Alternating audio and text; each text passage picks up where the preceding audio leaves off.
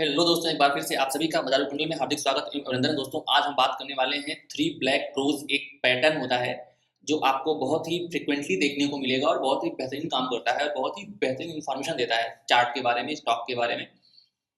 तो अगर आप इस पूरे वीडियो को देखते हैं तो आप क्या देखेंगे, पहले आप ये समझेंगे, देखेंगे कि थ्री ब्लैक क्रोज क्या होता है, इसकी लोकेशन क्या है, इससे क्या सेंटिमेंट मिलता है और इससे हम कैसे एंट्री और एग्जिट प्लान करते हैं। ठीक है, तो चलिए शुरू करते हैं। मार्केट में क्या था? मार्केट में एक अप ट्रेंड था। मार्केट में एक अप ट्रेंड था और उस अप ट्रेंड के बाद प्राइस एक ऐसे एरिया में पहुंचा जहां पर सप्लाई जोन था, जहां पर प्राइस थक गया था। अब क्या हो रहा है, अब जब अगली कैंडल ओपन हो रही है ना, तो अभी भी लोग क्या है, बायस्ड हैं कि मार्केट ऊपर जाएगा। तो मार्केट ने क्या किया, थोड़ा ऊपर, यहाँ ओपन हुआ, थोड़ा ऊपर तो गया, लेकिन फिर क्या हुआ, वो जा करके बिल्कुल नीचे क्लोज हुआ। अब फिर क्या हुआ, अगले दिन फिर बायर आएंगे, अगले दिन फिर बायर आएंगे, जो नए नए बायर हैं वो फिर क्या देखेंगे कि अरे कैंडल ने तो गैप अप ओपनिंग दी है, यहाँ पर ओपन किया है, थोड़ा मार्केट ऊपर जाएगा, फिर ट्रैप करेगा, फिर नीचे आएगा। उसके बाद जो इसकी क्लोजिंग होगी ना, वो इसके लो के नीचे होगी। तीसरा कैंडल फिर क्या करेगा, फिर ओपन होगा गैप अप, उसके बाद फिर से यहाँ पर लोगों को ट्रैप करेगा जो बायर्स होंगे, फिर नीचे आकर के इसके लो के नीचे क्लोज होगा। तो जब ये तीन फॉर्मेशन बन जाती है तब हम इसको बोलते हैं थ्री ब्लैक क्रोज। और थ्री ब्लैक क्रोज क्या बताता है? थ्री ब्लैक क्रोज ये बताता है कि अब इस स्टॉक में नेगेटिव सेंटिमेंट बनना स्टार्ट हो गया है, पहली बात। दूसरी बात, यह किसी अप ट्रेंड के एंड में बनता है। तीसरी बात, यह एक स्ट्रॉन्ग सेलिंग सिग्नल इंडिकेट करता है कि अब इसमें सेलिंग स्टार्ट हो गई है। ठीक है, और ये इंडिकेट करता है कि मार्केट का जो सेंटिमेंट है वो बुलिश से बेरिश में कन्वर्ट हो रहा है। तो इतनी सारी इंफॉर्मेशन ये तीन कैंडल देते हैं। अब इसमें जरा ध्यान से समझिए, इसकी लोकेशन क्या क्या हो सकती है।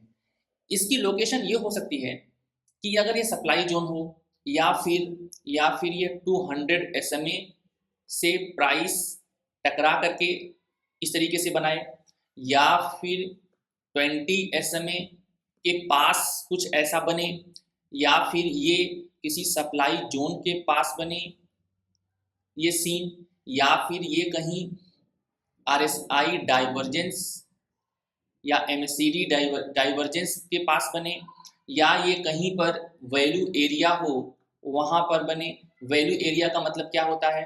वैल्यू एरिया का मतलब होगा कि जैसे जैसे ये क्या हो, CPR हो, CPR से जो रेजिस्टेंस फेस करेगा मार्केट। ठीक है, ये हो सकता है कोई M पैटर्न हो जहां से प्राइस गया और यहाँ पर बन रहा हो।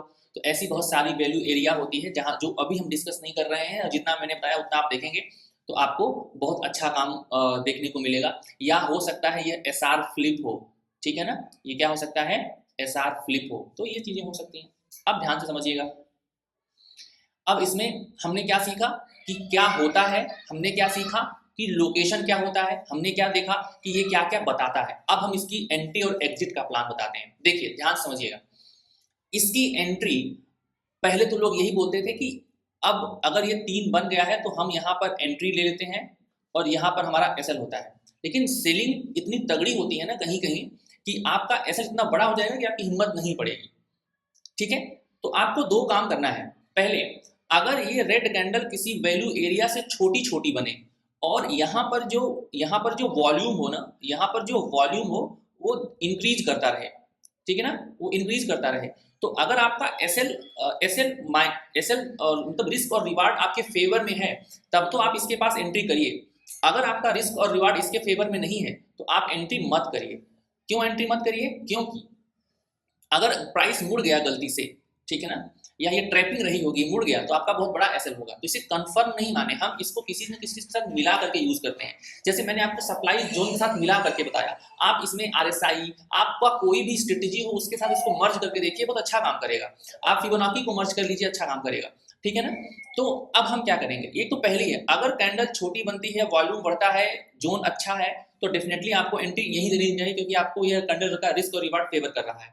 अगर ये रिस्क और रिवार्ड फेवर नहीं कर रहा है तो आप इससे छोटे टाइम फ्रेम पर जाइए और वहां पर सेलिंग अपॉर्चुनिटी ढूंढिए, तो वहां पर हमारी एंट्री और एग्जिट बनेगी। चलिए इस पूरी सीन को ना चार्ट पर समझते हैं, तब ये और अच्छे से क्लियर होगा। जैसे मान लीजिए जैसे देखिए यहाँ पर हमारे पास क्या था, हमारे पास एक वीकली हाई था, ठीक है ना, एक वीकली का सप्लाई जोन था, ये वीकली हाई था यहाँ पर।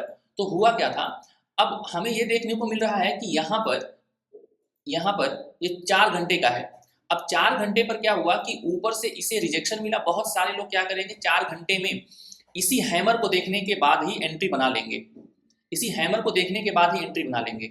मान लीजिए आपने इसको बाद में देखा, तो आपके पास 1 2 3 कैंडल बन चुकी थी, तो ऐसी बात तो होगी नहीं कि आप यहीं पर एंट्री लें।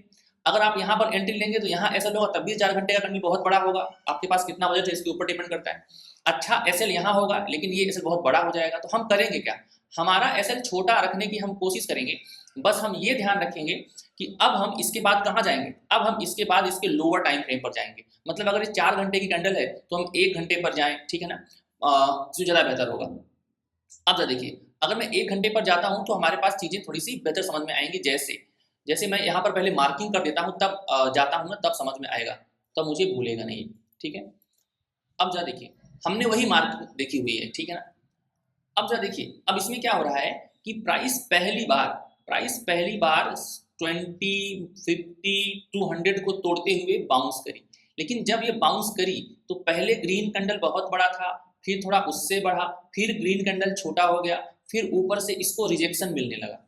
आप अगर ध्यान से देखें, फिर इसको ऊपर से रिजेक्शन मिलने लगा, फिर उसके बाद ग्रीन कैंडल 2 पार्ट में बट गई, फिर उसके बाद लगातार 3 रेड कैंडल आई, उसके बाद फिर ग्रीन 2 कैंडल में आई, उसके ऊपर रिजेक्शन था। इसका मतलब है इतने घंटे कोई बाइंग नहीं करना चाह रहा था, और प्राइस अभी क्या है, 200 SMA के पास है ना।